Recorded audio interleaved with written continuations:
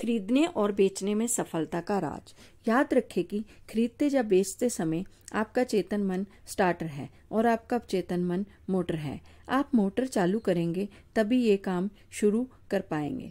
आपका चेतन मन आपके अवचेतन मन की शक्ति को जगाता है। अपनी स्पष्ट इच्छा, विचार या छवि को अपने अवचेतन मन तक पहुंचाने का पहला कदम उसे शांत करना है।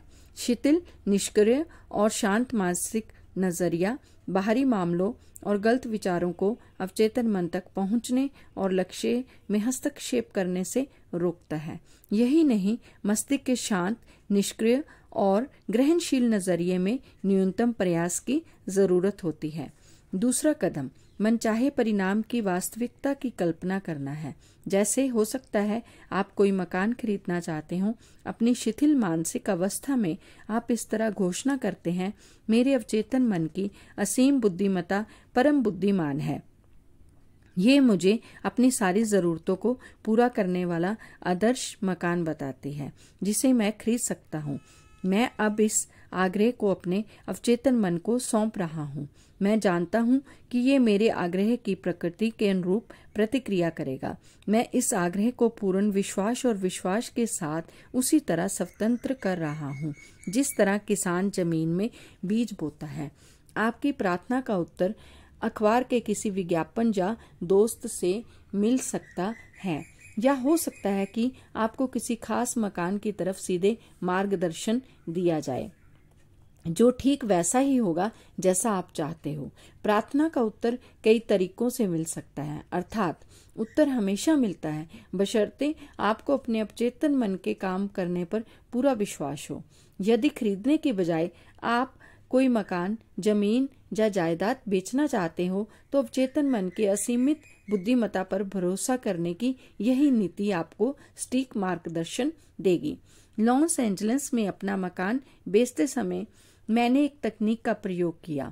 जब मैंने ये तकनीक अपनी पहचान के कई रियल एस्टेट ब्रोकर्स को बताई तो वे इसका प्रयोग करने लगे। इससे उन्हें उल्लेखनीय परिणाम मिल रहे हैं।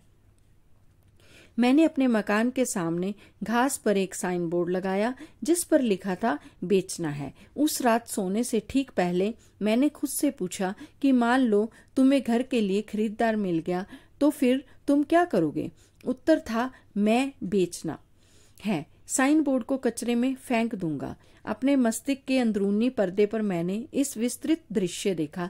मैंने साइन बोर्ड पकड़ा और उसे जमीन से उखाड़ा और अपने कंधे पर रखा और मकान के पीछे कूड़ेदान की तरफ ले गया। मैंने उसे फेंकते हुए कहा कि मदद के लिए धन्यवाद, लेकिन अब मुझे तुम्हारी जरूरत नहीं है। मैं गहरी संतुष्टि के एहसास के साथ सोने चला गया। फिर काम पूरा हो गया था। अगले दिन एक आदमी ने मुझे उस मकान का बयाना दे दिया और कहा कि अब आप उस साइन बोर्ड को फेंक सकते हैं, अब आपको उसकी जरूरत नहीं है। मैंने उसकी सलाह पर अमल किया। मैंने साइन बोर्ड उखाड़ा और उसे फेंक दिया। आंतरिक क्रिया के बाहरी क्रिया को साकार कर दिया। इसके बारे में नया कुछ नहीं है, जैसा अंदर वैसा बाहर। दूसरे शब्दों में आपके अवचेतन मन पर छपी तस्वीर जैसी होगी वैसा ही दृश्य आपके जीवन के पर्दे पर उभरेगा। बाहरी स्वरूप आंतरिक स्वरूप का प्रतिबिंब दिखाई देता है। बाहरी कर्म आंतरिक कर्म का अनुसरण करता है। यहाँ घर, जमीन, जायदाद बेचने का एक और प्रभावी तरीका बताया जा रहा है। धीरे धीरे शांति से भावना के साथ ये सकारात्मक घोषणा करें कि मेरी असीमित बुद्धिमत्ता इस मकान के उस खरीदार को आकर्षित कर रही है। इस खरीदार को मेरे पास मेरे अवचेतन मन के रचनात्मक ज्ञान ने भेजा है। कभी गलतियां नहीं करता।